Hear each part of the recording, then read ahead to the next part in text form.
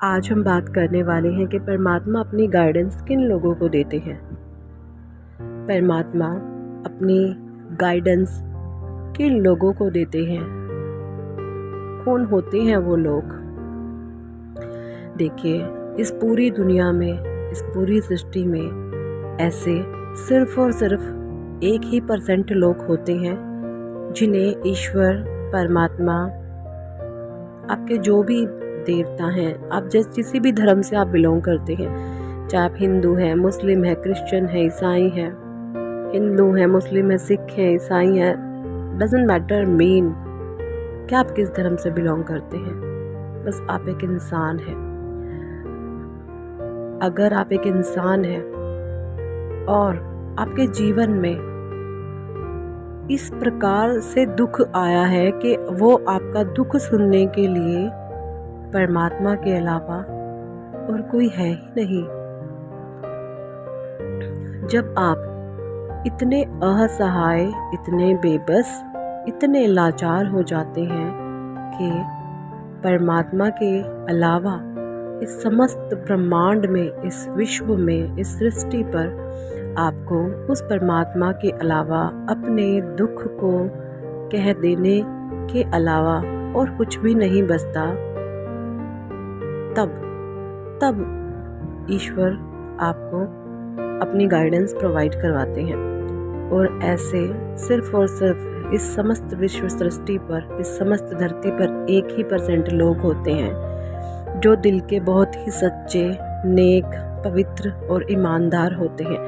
ऐसे लोग कभी भी दिल से किसी का बुरा नहीं करते, क्रोध में आकर, गुस्से में कुछ अपशब्द भले ही बोलते, लेकिन अपनी अंतर आत्मा से ऐसे लोग कभी किसी का बुरा नहीं करते। वो सदैव सबके लिए अच्छे होते हैं, सेल्फ लव से भरे हुए होते हैं। बचपन से ही उनके भीतर एक अवेयरनेस होती है कि मैं कुछ अलग हूँ, मैं कुछ अलग हूँ। उनकी अंतर आत्मा से उसको यही आवाज़ आती है कि मैं कुछ अलग हूँ।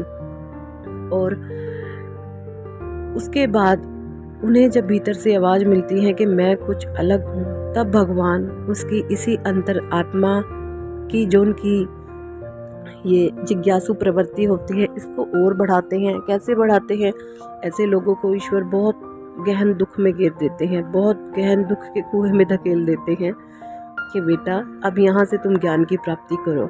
क्योंकि जब तक जीवन में दुख नहीं आता, हम ज्ञान प्राप्त नहीं कर सकते।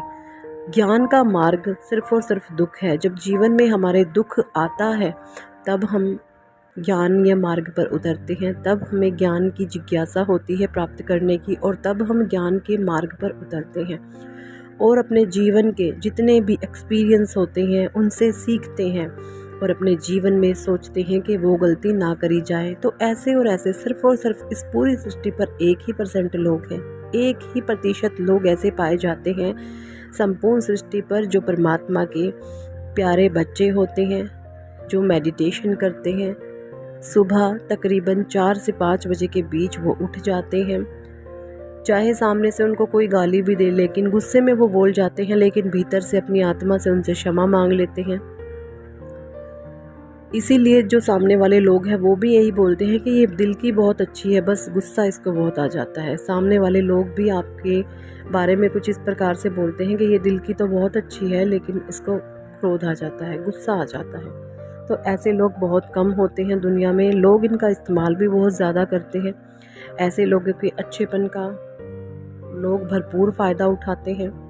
तो ऐसे अगर आप अच्छे हैं, लोग आपका फ़ायदा उठा रहे हैं, तो आप ये मत सोचिए कि देख लोग मेरा फ़ायदा उठा रहे हैं। अरे वो आपका फ़ायदा उठाकर कुछ कर रहे हैं जीवन में। आप ये सोचें कि वो कितने कमज़ोर हैं और आप कितने मजबूत हैं। आपका फ़ायदा उठाया जा रहा है।